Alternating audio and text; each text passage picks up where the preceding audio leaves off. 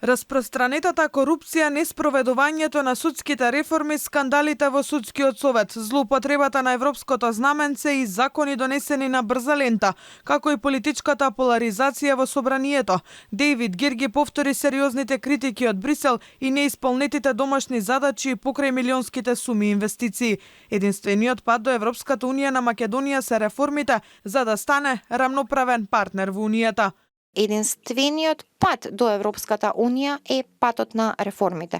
Тоа значи сеопфатни реформи, како што е наведено во овој извештај и како што е наведено во извештајот за скрининг процесот. Зошто? Прво, затоа што ако сакате да ги уживате поволностите на членството во Европската унија, мора да бидете доволно отпорни и подготвени да се осигурите дека навистина можете да уживате во нив.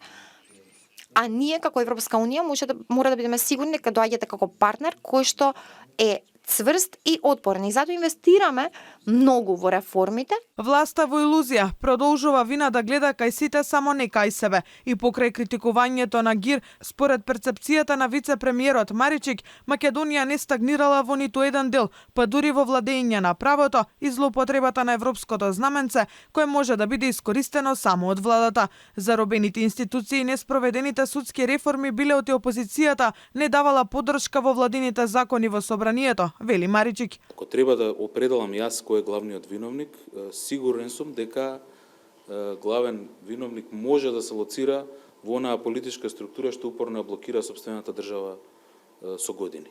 Тука немам никаква дилема. Инаку, многу повеќе закони и многу повеќе работи ќе беа направени да не беше таа блокада во собранието и таа блокада на секој чекор. За опозицијата извештајот е реалност за неуспесите и неспособноста на власта на секое поле. Нема напредок во зајакнувањето на судската независност и подобрување на правната рамка за заштита на основните права. Контроверзното разрешување на председател на судски совет предизвика загриженост за несоодветно политичко влијание. Немањето на реформи резултира со немање напредок во борба против корупцијата, а јасно се нотирани и измените во кривичниот законник, кои ја попречуваат работата на органите во иднина да гонат и санкционираат кривични дела кои се опфатени со измените. Извештајот јасно покажува дека со СДС и ДУИ, Македонија е заглавена во мочуриште од криминал и корупција.